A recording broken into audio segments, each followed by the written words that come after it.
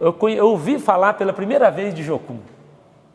Tem um amigo, ontem ainda falei com ele, mandei uma foto do Davi, e esse meu amigo teve uma experiência lá, conheceu um japonês, sei lá de onde também, e esse japonês falou de Jocum para ele. E ele foi para Jocum. Eu não sabia o que estava acontecendo, nem sabia o que era. Para mim que ele tinha ido para a África. Quando ele voltou assim, muito empolgado com Jocum, e ele falou assim para mim: Cezinha, você vai precisar ir para lá, você tem que ir para lá, porque nós estamos muito confusos, e era nesse ambiente ainda de igreja. Irmãos, eu não posso falar mal de igreja, de jeito nenhum. Eu sou a igreja, eu sou pastor de igreja, eu amo a igreja, mas às vezes vale muito a pena dar essa saída como vocês estão fazendo. Ir para uma base, se envolver, isso me ajudou. Eu afirmo que eu cresci na minha ETED o equivalente a 10 anos do que eu cresceria na minha igreja. Então assim, eu cresci em 5 meses, o que eu levaria 10 anos para avançar na minha igreja local. E não estou dizendo mal não, estou falando de gente bem intencionada, tentando me ajudar, mas que talvez não tiveram também a oportunidade. Quando ele veio me falar, eu falei: o que é isso aí? Ele falou: é assim, é caro. E eu falei: irmão, que é o assunto, né? E tem que saber que é caro, que chega lá depois não paga. Daí, não, eu fui lá. Assim, resumindo bem a história para vocês, eu pedi as contas no meu trabalho. Eu tinha um trabalho muito bom, tinha um salário muito legal. Eu tinha 17 anos, assim, era até um problema, porque eu ganhava muito dinheiro e era um perigo não saber administrar tudo isso, né? E fazia coisas erradas. E eu fui para Jocum sem entender muita coisa, fui meio contra algumas pessoas, meus pais preocupados.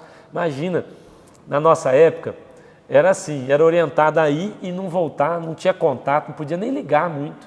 A gente não tinha celular, não tinha internet. Isso em 2000, né? Eu fiz minha ETED em 2000 e fui para São Paulo. Nunca tinha ido para São Paulo.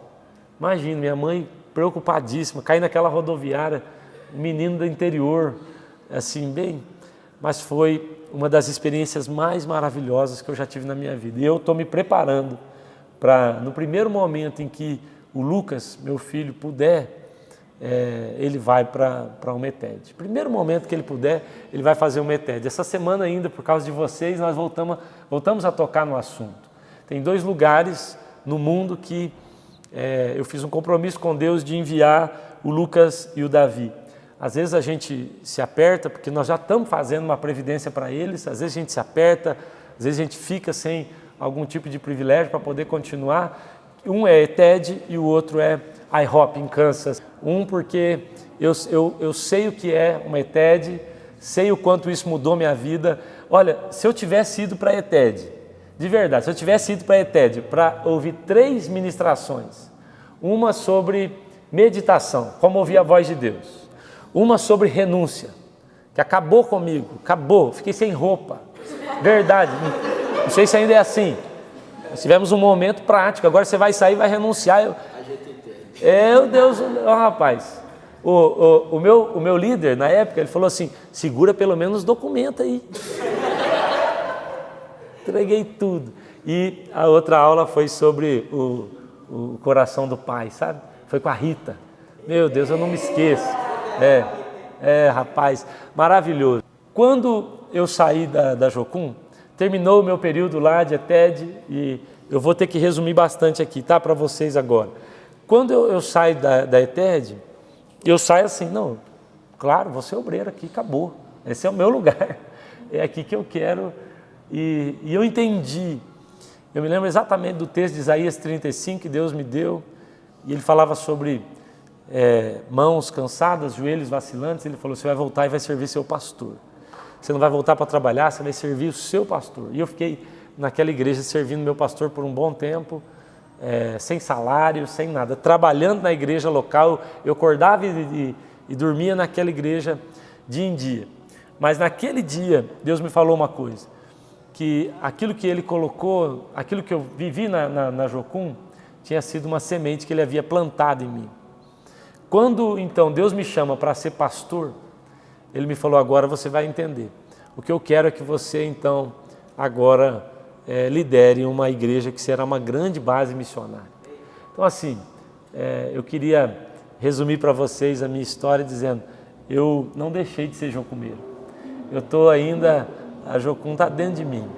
Essa visão missionária, é fácil se perder, viu? Não é difícil. É facinho, porque a igreja local, ela tem suas crises, mas ela tem várias coisas também que são boas e confundem a gente. É fácil você trocar a convicção por conveniência. Você vai ter que decidir, viu? Essa é uma escolha que a gente tem que fazer. Viver por convicção ou viver por conveniência. Tem coisa que é mais fácil, mas não vale a pena da gente, não vale a pena e não vale a vida da gente. Então decidimos viver por convicção e hoje somos uma grande base missionária.